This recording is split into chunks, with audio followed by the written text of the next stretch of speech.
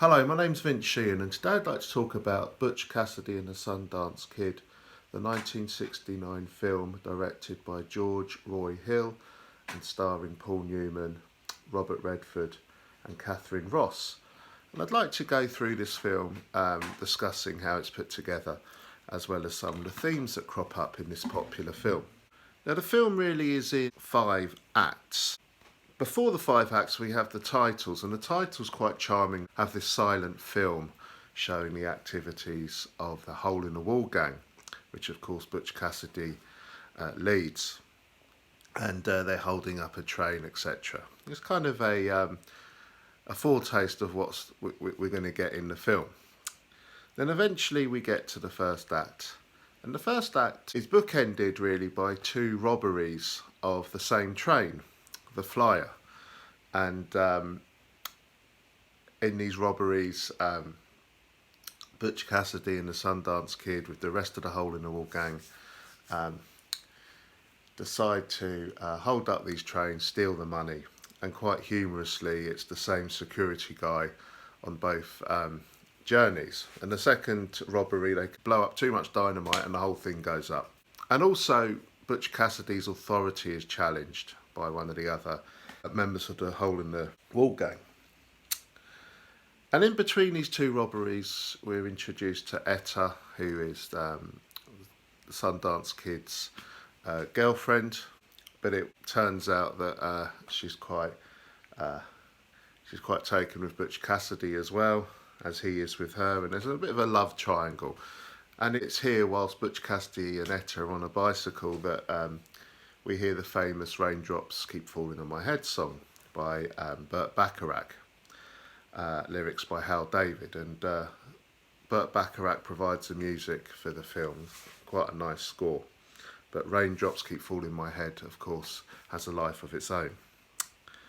After the second robbery of the train, the Flyer, we move into Act 2, which is all about Butch Cassidy and the Sundance Kid being pursued within an inch of their lives by this posse who turn up after the second train robbery, and they just won't leave them alone. They just keep tracking them over plateaus, over hills, over mountains, and in the end the 2 heroes have to jump into this ravine, into this water to escape.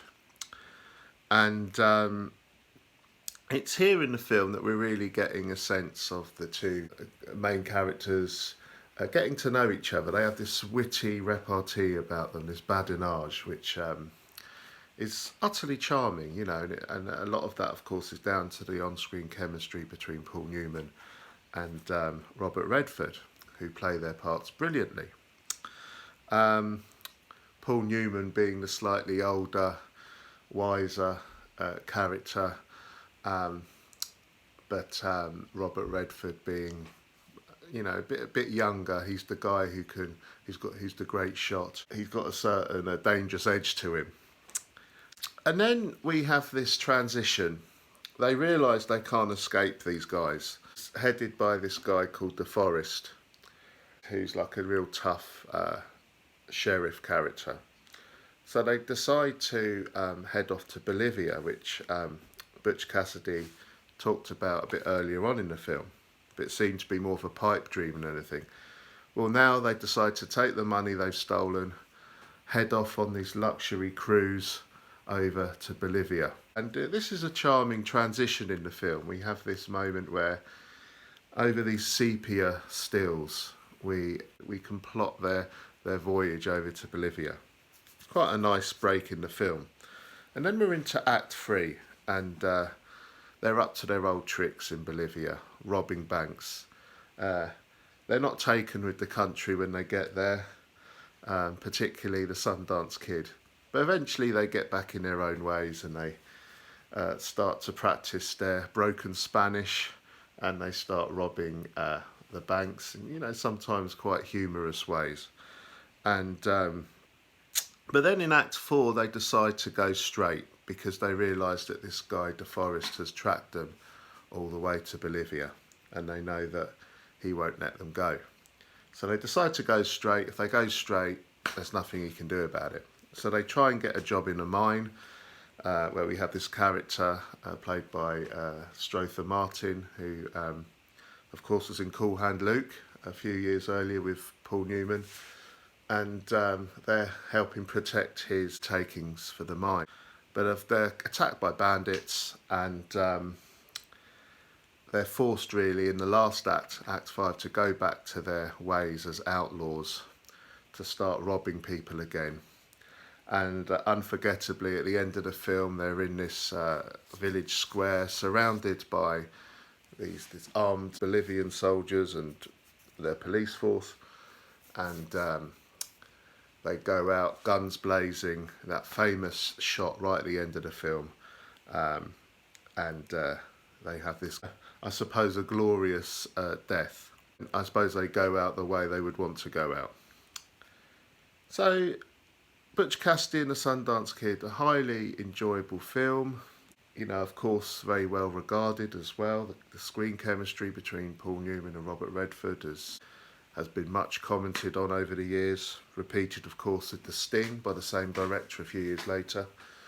And although the story, I guess, isn't taken on its own steam, a particularly interesting story ultimately, it's expressed with such charm and a real joy and a humour about it. You can't help but fall in love with this film. The themes the film brings up, I suppose, ultimately are, of course, beyond the obvious robbing of trains and banks and being outlaws, etc. The themes of friendship, of I suppose what we might call these days a bromance, a terrible term. I suppose ultimately you get the sense that the film's about two people. They're kind of hell-bent on a self-destructive path, and they can't really live life in a normal, respectable way. You get a sense that ultimately they are the losers in all this. You know, continually being harried by the police, etc. Lacking a real sense of peace in their lives. And you get that particularly with Butch Cassidy. Being the older one of the two, you get a sense that he realises that he's really too old really to change his life. And there's a tinge of tragedy about that. And of course, you know, they die at the end in that famous shot. But you can't help rooting for them all the same, and the film leaves you with a sense of humour and, you know, a sense of joy, actually, despite the tragic, or the seemingly tragic end. Thank you for watching this video. Please check out the simple slideshow at the end with some of the themes and the structure of the film. Thanks, bye.